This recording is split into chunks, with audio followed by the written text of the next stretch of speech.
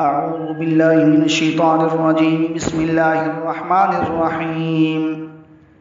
يسألونك عن الأهلة قل هي مواقيت للناس والحج وليس البر بأن تأتوا البيوت من ظهورها ولكن البر من اتقى وأتوا البيوت من أبوابها واتقوا الله لعلكم تفلحون. وقاتلوا في سبيل الله الذين يقاتلونكم ولا تعتدوا إن الله لا يحب المعتدين.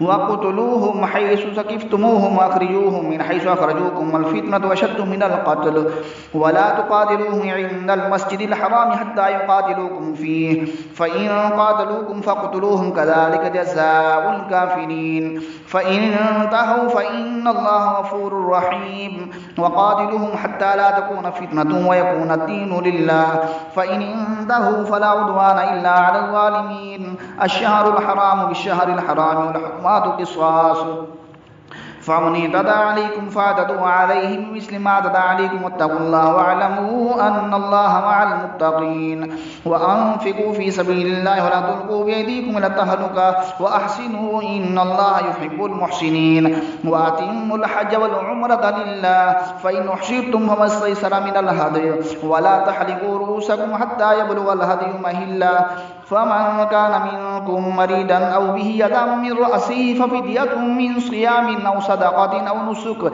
فإذا أمنتم فمن تمتع بالعمرة إلى الحج فما استيسر من الهدي فمن لم يجد فصيام 3 أيام في الحج و7 إذا رجعتم تلك 10 كاملة ذلك لمن لم يكن أهله حاضر المسجد الحرام واتقوا الله واعلموا أن الله شديد العقاب. الحج أشهر معلومات فمن فرض فيهن الحج فلا رفث ولا فسوق ولا جدال في الحج وما تفعلوا من خير يعلمه الله وتزودوا فإن خير الزاد التقوى واتقون يا أولي الألباب. ليس عليكم جناح أن تبتغوا فضلا من ربكم فإذا أفضتم من عرفات فاذكروا الله عند المشعر الحرام واذكروه كما هداكم وإن كنتم من قبله لمن الضالين. ثم أفيدوا من حيث أفاد الناس واستغفروا الله إن الله غفور رحيم. فإذا قضيتم مناسككم فاذكروا الله كذكركم آباءكم أو أشد ذكرا. فمن الناس من يقول ربنا آتنا في الدنيا وما لهم في الآخرة من خلاق ومنهم من يقول ربنا آتنا في الدنيا حسنة وفي الآخرة حسنة وقنا عذاب النار. أولئك لهم نصيب مما كسبوا والله سريع الحساب. واذكروا الله في أيام معدودات فمن تعجل في يومين فلا إثم عليه ومن تأخر فلا إثم عليه لمن اتقى واتقوا الله واعلموا أنكم إليه تحشرون. ومن الناس من يعجبك قوله في الحياة الدنيا ويشهد الله على ما في قلبه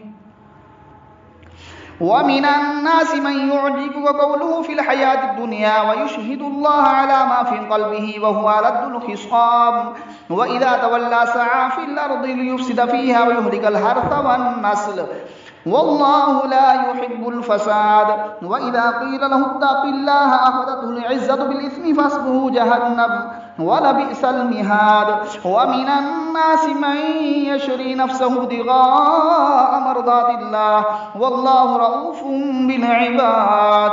يا أيها الذين آمنوا ادخلوا في السلم كافة ولا تتبعوا خطوات الشيطان إنه لكم عدو مبين. فإن زللتم من بعد ما جاءتكم البينات فاعلموا أن الله عزيز حكيم.